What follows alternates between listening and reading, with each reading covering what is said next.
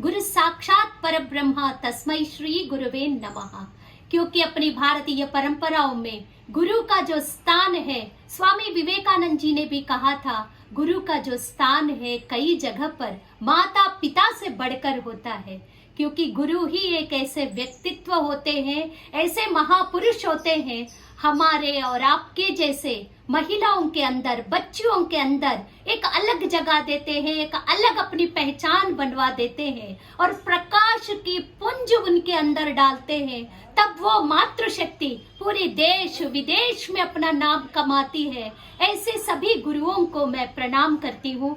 भारतीय शिक्षण मंडल जिन्होंने सोच कर, जिन्होंने स्थापित किया, ऐसे सभी गुरुओं का भी मैं बहुत बहुत स्वागत, अभिनंदन एवं वंदन करते हैं। आज इस कार्यक्रम में हम लोग के बीच में उपस्थित, ऑनलाइन इसमें उपस्थित प्रोफेसर सरोज गुप्ता जी हिंदी विभाग के हैं, शासकीय कला एवं वाणिज्य महाविद्यालय सागर से।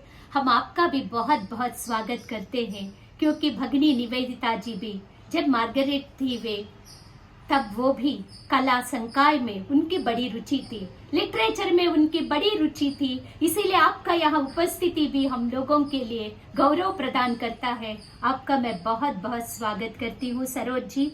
डॉक्टर प्रतिभा तिवारी जी, आप उपाध्यक्ष है महिला प्रकल्प सागर मध्य प्रदेश का।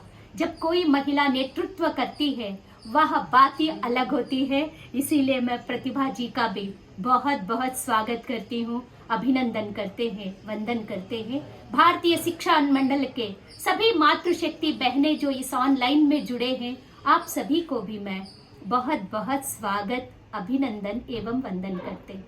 यह जो सप्ताह आप लोग मना रहे, भगिनी निवेदिता जयंती सप्ताह, वे कब पैदा हुई थी? 1867 में उनका जन्म 28 अक्टूबर को हुआ था। वो भी अपने देश में नहीं, आयरलैंड में हुआ था।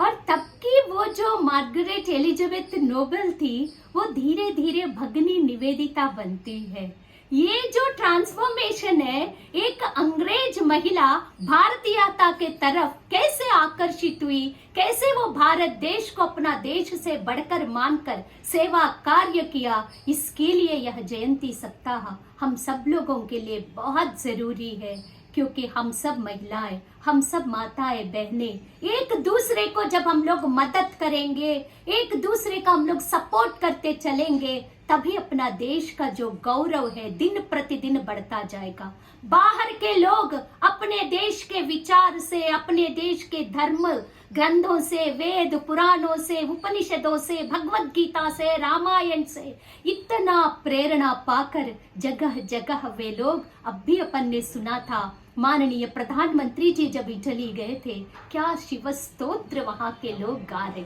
थे। तो क्यों ना हम लोग भी इसी तरह अपने भारत देश का रामायण हो या भगवत गीता हो, जो भी अपने श्लोक हो, जो भी अपने वेद पुराणों में लिखी हुई बातों को हम लोग भी खूब सीखे, खूब उसका आनंद लेते हुए दूसरों के सामने हम लोग प्रस्तुत करते जाए, तभी इस जयंती का असली हम लोगों की सार्थकता होगी। ऐसी भगिनी निवेदिता का लोग कहते हैं, जैसे फूल आता है तभी उसकी खुशबू से पता चल जाता है वो फूल किस तरह किसका होने वाला है। ये कहीं मोगरा होगा, कहीं शेवंती होगी, कहीं गेंदा होगा, सबकी अपनी एक खुशबू होती है।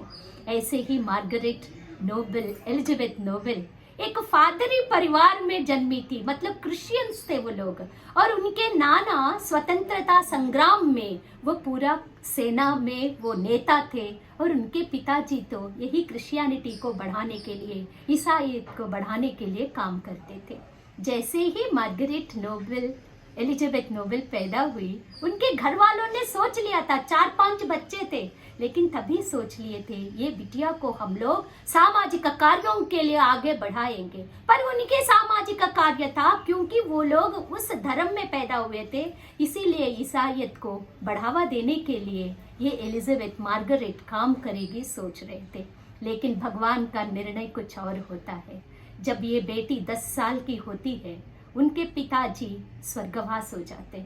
उससे पहले उनके पिताजी और भी अच्छा पढ़ाई करने के लिए और भी ईसाई धर्म का जानकारी प्राप्त करने के लिए, उच्च शिक्षा के लिए अपने घर छोड़कर बाहर जाते हैं। तब ये अपनी माँ के साथ बच्चे सब नाना नानी के घर आते। नाना क्योंकि स्वतंत्रता सेनानी थे, तो वहां से उनके अंदर सेवा का कार्य धीरे धीरे आ जाता है और नेशनलिज्म, जिसको राष्ट्र भक्ति कहते हैं, वो भावना भी बिटिया के अंदर आता है। बाकी भी तो बच्चे थे, लेकिन सबके अंदर वो भावना नहीं आया, क्योंकि मार्गरेट एलिजाबेथ नोबल को सीखने की, समझने की और एक लक्ष्य लेकर चलने की बचपन से उनकी आदत थी। और 10 साल के, फिर वो जब 4 साल की होती है, उनके पिताजी लौट के घर आते। फिर माँ अपने बच्चों को लेकर अपने पति के पास चले जाती है। उनके पति, तब उनके पिताजी खूब सेवा का कार्य करते थे। जो भी वहाँ पर जो पुअर पीपल, गरीब जिसको मतलब मानते हैं, उनके यहाँ जाकर वो सेवा कार्य करते थे। ये छोटी सी बेटी 4 साल की उनके पिताजी को मदद करती थी। हम इसीलिए कह रहे हैं, जो भी आचरण, व्यवहार, जो कुछ हम लोग बनते हैं, 5 साल तक अपने दिमाग डेवलप हो जाता है, उसके बाद उसी का हम लोग का विकसित होता है। तो 4-5 वर्ष में उन्होंने देखा सेवा कार्य क्या होता है, सेवा करने से कैसा आनंद मिलता है। वो छोटी सी बच्ची में आ गया। 10 साल में उनके पिताजी का देहांत हो जाता है। फिर वो 10 साल के बाद फिर वो स्वयं से सोचने लगती है।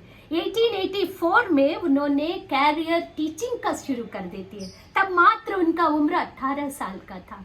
हम लोग भारत देश में अभी अपने बच्चों को, बेटा तुम अभी बहुत छोटी हो, बेटी तुम अभी बहुत छोटी हो, तुम्हें कुछ घर का काम करने की ज़रूरत नहीं है, तुम्हें कुछ ज़्यादा सोचने की ज़रूरत है। क्योंकि हम लोग अपने बच्चों को, चाहे वो मेरी माँ के लिए, आज मैं 50 साल की भी हो रही होंगी तो भी मेरी माँ के लिए मैं छोटी बच्ची हूँ। ऐसे ही मेरी बेटी मेरे लिए 18 साल की, 20 साल की, 10 साल की हो रही होती है, मेरे लिए वो बेटी 10 महीने की बराबर की होती है। क्योंकि अपनी भारत देश में हम लोग ये चाहते हैं माता पिता खूब काम करें बेटियों के लिए, बच्चों के लिए। लेकिन आप लोगों को पता है विदेश में ऐसा नहीं होता।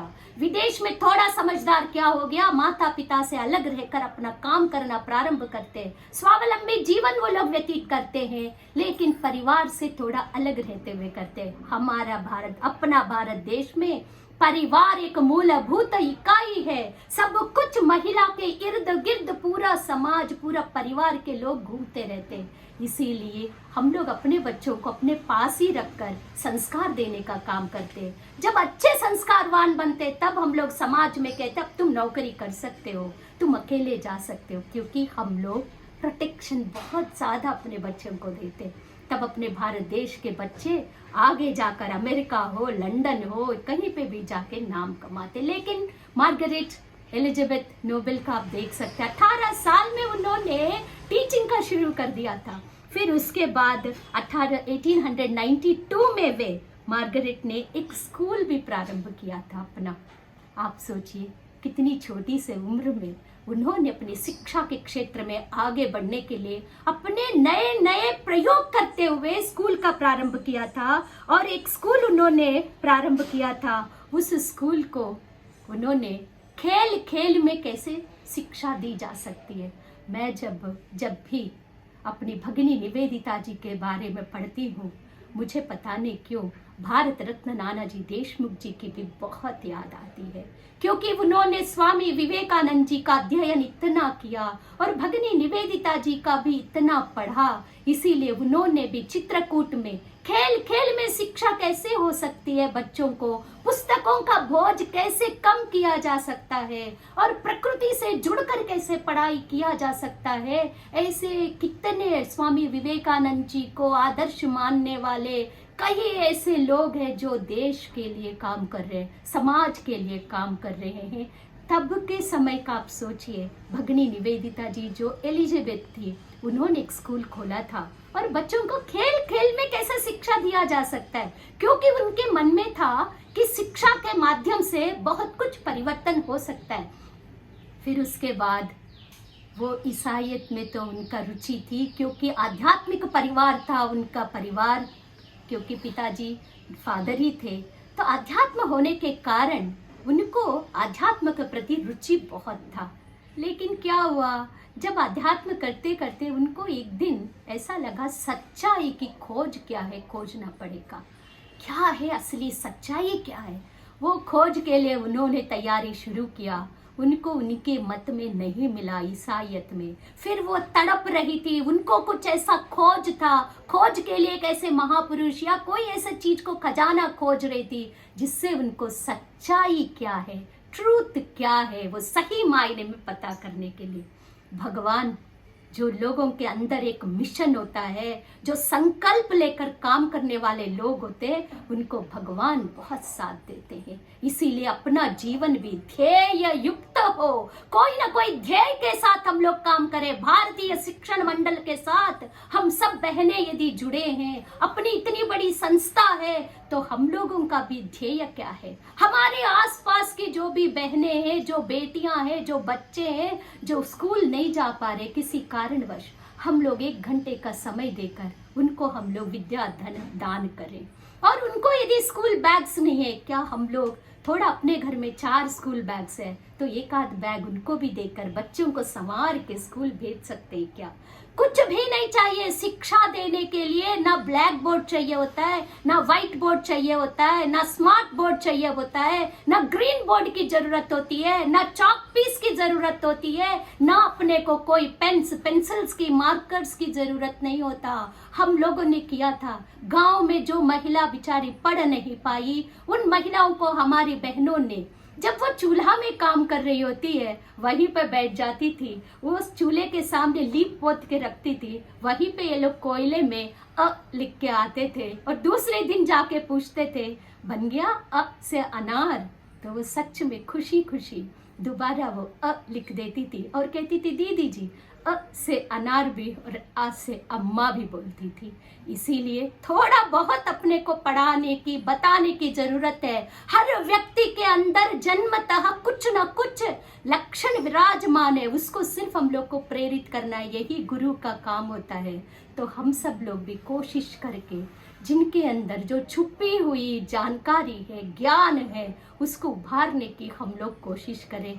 ऐसे मार्गरेट नोबल, एलिजाबेथ नोबल को अपने स्वामी विवेकानंद जी शिकागो उद्बोधन के बाद लंदन आ रहे थे, उनको पता चल गया था, फिर वे पहुंच गई थी उनसे मिलने के लिए। 1895 में उनकी मुलाकात ऐसे संत स्वरूप स्वामी जी से होती है, वो अद्भुत, उनकी जो व्यक्तित्व था उससे वो प्रभावित हो जाती है और उनके सामने बैठकर उनके पूरा व्याख्यान सुनती है। तब उनके ध्यान में आता है यही मेरे असली गुरु है और इनके कारण ही मुझे मेरी सच्चाई की जो खोज मैं खोज रही हूँ इन्हीं से मिल सकता है। और वो संतुष्ट हो जाती है और स्वामी जी से कहती है मैं आपके साथ भारत चलने के लिए तैयार हूँ।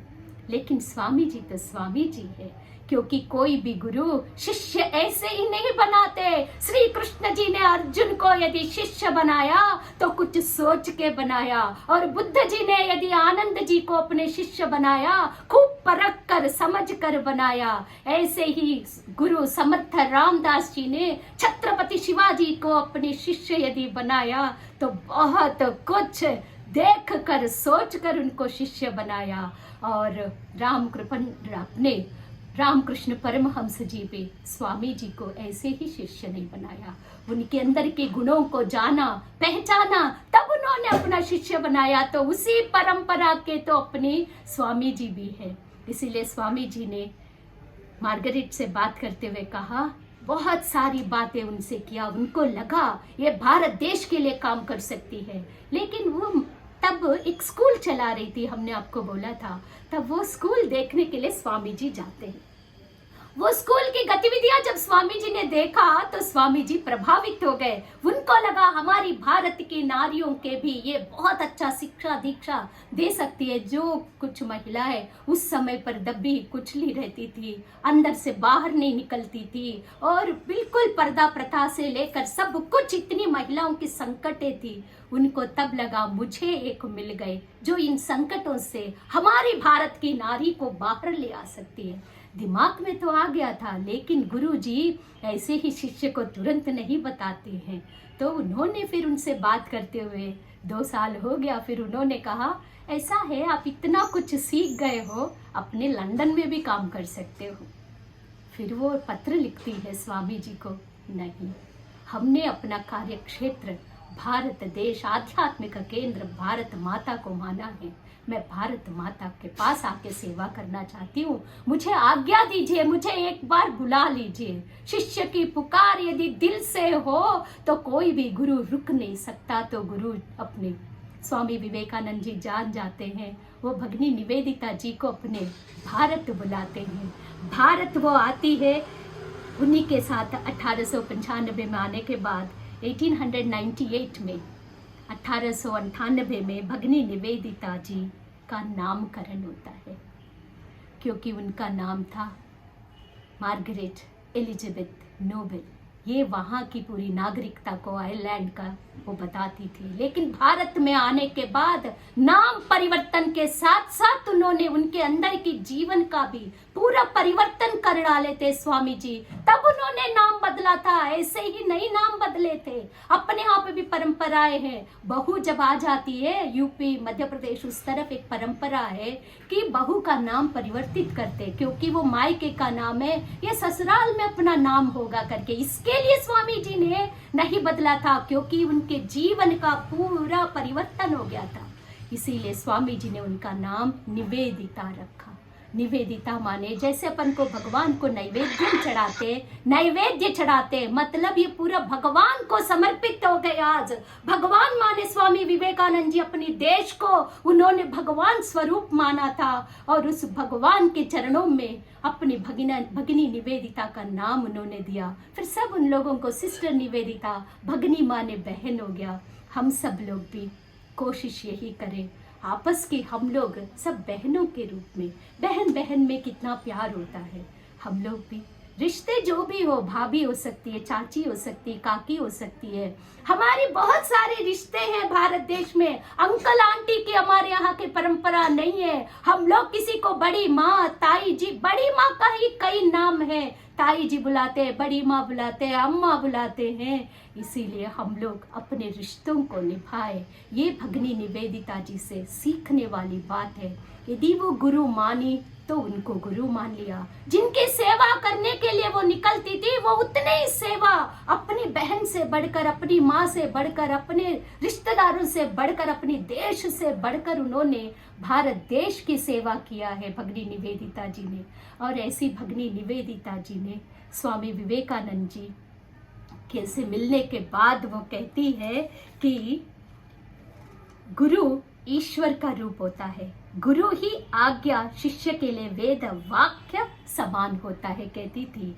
ऐसे शिष्या के जीवन में प्राण और प्रकाश फूकने वाला गुरु ही सच्चा है। ऐसे गुरु भगनी निवेदिता जी को मिलकर मार्गरेट एलिजाबेथ नोबेल से वो भगनी निवेदिता भगवान को प्रसाद चढ़ जाती है। और वो बहुत अच्छी लेखिका थी। बहुत अच्छी लेखिका होने के कारण उन्होंने कई पुस्तकें लिखा। और स्वामी जी जब बड़े बड़े यात्राओं में निकलते थे, स्वामी जी उनको साथ में लेके जाते थे। उस बीच में इतने सारे उनके डिस्कशंस होते थे, वो सब वो लिपिबद्ध करती थी और पुस्तक के रूप में उन्होंने बाद में प्रकाशित किया था। तो वो कहती थी, जैसे ही स्वामी जी को मिली तो उन्होंने यही चीज कहा था, ऐसे चिंतनशील व्यक्ति का दर्शन मुझे आज तक कभी नहीं हुआ है।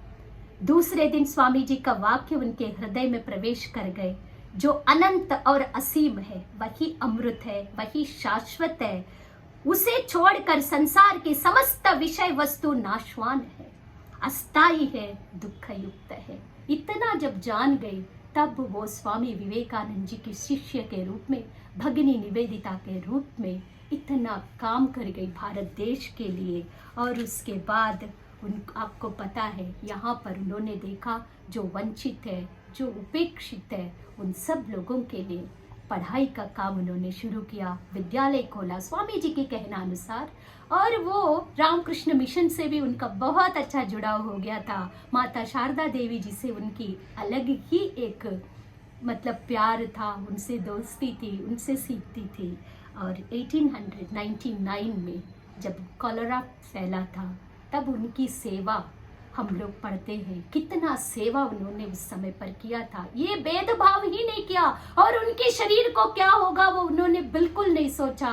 और वो प्लेग में कलरा जितने लोगों को आया था उन सबके बीच में एक नर्स के रूप में उन्होंने बहुत सेवाएं दिया।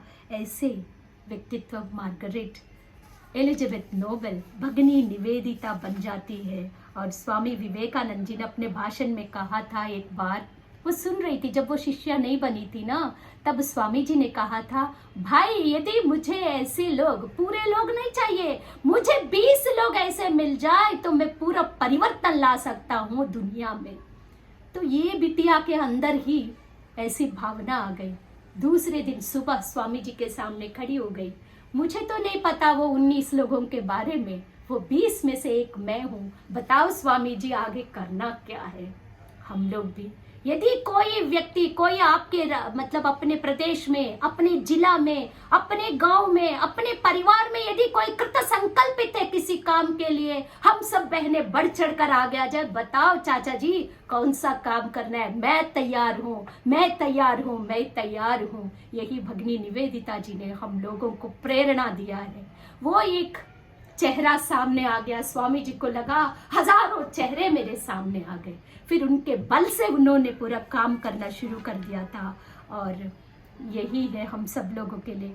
स्वामी विवेकानंद जी का मानना था कि भारत की मुक्ति महिलाओं के हाथ में है, इसीलिए हम लोग बहुत ज़्यादा क्षमतावान है, हम लोग महान गुणों से ओतप्रोत है, जो चाहे वो हम लोग कर सकते हैं। इसीलिए भगिनी निवेदिता जी के जयंती सप्ताह के इसमें आप सभी का मैं बहुत बहुत पुनः स्वागत करती हूँ। भारतीय शिक्षण मंडल ने मुझे ये मौका दिया, भगिनी निवेदिता जी को स्मरण करने का अवसर दिया।